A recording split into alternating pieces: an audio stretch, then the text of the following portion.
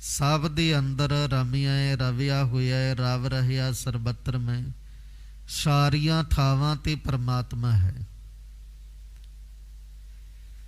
ਪਰ ਇੱਕ ਕਹਾਣੀ ਦਾ ਜ਼ਿਕਰ ਕਿਸੇ ਵਿਦਵਾਨ ਨੇ ਕੀਤਾ। ਕਹਿੰਦੇ ਕੋਈ ਮਦਰਸਾ ਸੀ ਇਸਲਾਮ ਮਤ ਦਾ, ਧਾਰਮਿਕ ਵਿਦਿਆਲਿਆ, ਧਾਰਮਿਕ ਵਿਦਿਆ, ਧਰਮ ਦੀ ਵਿਦਿਆ ਪੜ੍ਹਾਈ ਜਾਂਦੀ ਸੀ ਇਸਲਾਮ ਦੀ। ਉੱਥੇ ਇੱਕ ਮੌਲਵੀ ਜਿਹੜਾ ਪੜ੍ਹਾਉਣ ਵਾਲਾ ਸੀ ਤੇ 25-30 ਉਹਦੇ ਵਿਦਿਆਰਥੀ। ਉਹ ਮੌਲਵੀ ਜਦੋਂ ਰੋਜ਼ਾਨਾ ਕਲਾਸ ਦੇ ਵਿੱਚ ਆਇਆ ਕਰਨਾ ਤੇ ਬੱਚਿਆਂ ਨੇ ਖੜੇ ਹੋ ਕੇ ਉਹਨੂੰ ਜੀ ਆਇਆਂ ਕਹਿਣਾ। ਮੌਲਵੀ ਨੇ ਬੱਚਿਆਂ ਨੂੰ ਇਹ ਗੱਲ ਕਹਿਣੀ ਕਿ ਬੱਚਿਓ ਬੈਠ ਜਾਓ, ਪਰ ਇਹ ਯਾਦ ਰੱਖਿਓ, ਇਹ ਚੇਤੇ ਰੱਖਿਓ ਕਿ ਖੁਦਾ ਸਾਰੀਆਂ ਥਾਵਾਂ ਤੇ ਹੈ। ਨੇਤਾ ਪ੍ਰਤੀ ਇਸੇ ਤਰ੍ਹਾਂ ਬੱਚਿਆਂ ਨੇ ਖੜੇ ਹੋਣਾ। ਇਹਨੇ ਮੌਲਵੀ ਨੇ, ਇਹਨਾਂ ਦੇ ਉਸਤਾਦ ਨੇ ਇਹੀ ਗੱਲ ਕਹਿਣੀ ਰੋਜ਼ਾਨਾ ਕਿ ਬੱਚਿਓ ਬਹਿ ਜਾਓ, ਪਰ ਇਹ ਯਾਦ ਰੱਖਿਓ ਕਿ ਖੁਦਾ ਸਾਰੀਆਂ ਥਾਵਾਂ ਤੇ ਹੈ। ਕਈ ਦਿਨ ਇਸੇ ਤਰ੍ਹਾਂ ਲੰਘੇ ਤੇ ਬੱਚਿਆਂ ਨੂੰ ਵੀ ਇਹ ਪਤਾ ਚੱਲ ਗਿਆ ਕਿ ਸਾਡੇ ਉਸਤਾਦ ਦਾ ਇਹ ਤਕੀਆ ਕਲਾਮ ਹੈ, ਇਹਨੇ ਸਾਨੂੰ ਇਹੀ ਗੱਲ ਕਹਿਣੀ ਹੈ। ਰੋਜ਼ਾਨਾ ਜਦੋਂ ਕਲਾਸ ਦੇ ਵਿੱਚ ਆਉਂਦਾ ਅਸੀਂ ਖੜੇ ਹੋਣਾ, ਇਹਨੇ ਇਹੀ ਵਾਕ ਸਾਨੂੰ ਕਹਿਣਾ ਕਿ ਬੱਚਿਓ ਬੈਠ ਜਾਓ, ਪਰ ਯਾਦ ਰੱਖਿਓ ਕਿ ਖੁਦਾ ਸਾਰੀਆਂ ਥਾਵਾਂ ਤੇ ਹੈ। ਕਹਿੰਦੇ ਇੱਕ ਦਿਨ ਅਜੀਬ ਗੱਲ ਹੋਈ। ਜਦੋਂ ਮੌਲਵੀ ਕਲਾਸ ਦੇ ਵਿੱਚ ਆਇਆ, ਬੱਚੇ ਉੱਠ ਕੇ ਖੜੇ ਹੋਏ। ਮੌਲਵੀ ਕਹਿਣ ਲੱਗਾ ਬੱਚਿਓ ਬੈਠ ਜਾਓ, ਪਰ ਮੇਰੇ ਇੱਕ ਸਵਾਲ ਦਾ ਜਵਾਬ ਦਿਓ। ਮੈਨੂੰ ਇਹ ਦੱਸੋ ਕਿ ਐਸੀ ਕਿਹੜੀ ਥਾਂ ਹੈ ਜਿੱਥੇ ਖੁਦਾ ਨਹੀਂ ਹੈ। ਜਦੋਂ ਇਹ ਸਵਾਲ ਕੀਤਾ ਤੇ ਸਾਰੇ ਹੈਰਾਨ ਹੋ ਗਏ ਕਿ ਰੋਜ਼ਾਨਾ ਸਾਡਾ ਉਸਤਾਦ ਸਾਨੂੰ ਕਹਿੰਦਾ ਕਿ ਖੁਦਾ ਸਾਰੀਆਂ ਥਾਵਾਂ ਤੇ ਹੈ, ਤੇ ਅੱਜ ਇਹ ਸਵਾਲ ਕਰਦਾ ਹੈ ਕਿ ਕਿਹੜੀ ਐਸੀ ਥਾਂ ਜਿੱਥੇ ਖੁਦਾ ਨਹੀਂ ਹੈ। ਕਿਸੇ ਬੱਚੇ ਨੇ ਇਹਦਾ ਜਵਾਬ ਨਹੀਂ ਦਿੱਤਾ। ਸਾਰੇ ਹੈਰਾਨ।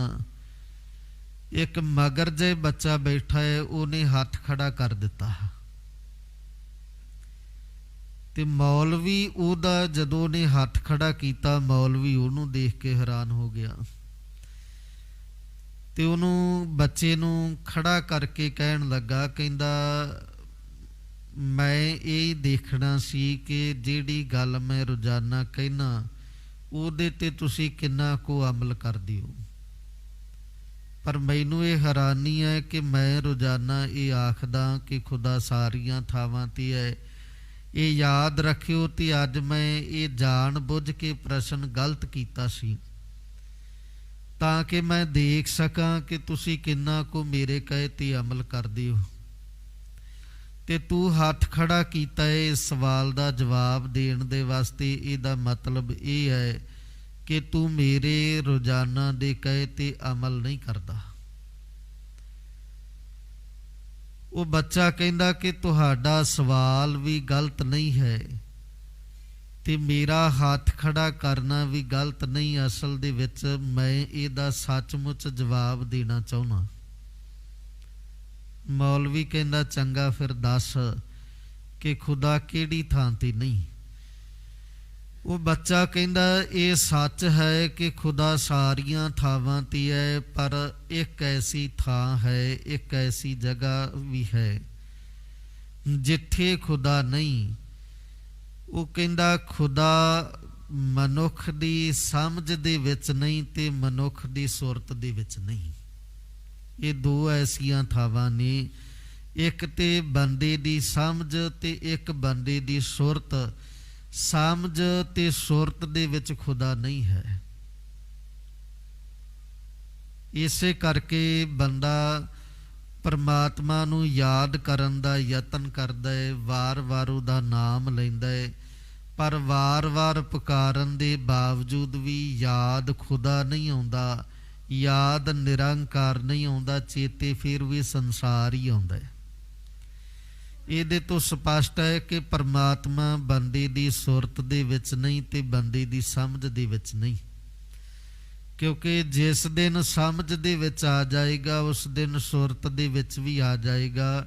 ਸੁਰਤ ਦੀ ਪਕੜ ਤਾਂ ਇਸ ਪਾਸੇ ਵੱਲ ਬਣੇਗੀ ਜੇ ਇਹਦੀ ਸਮਝ ਆਏਗੀ।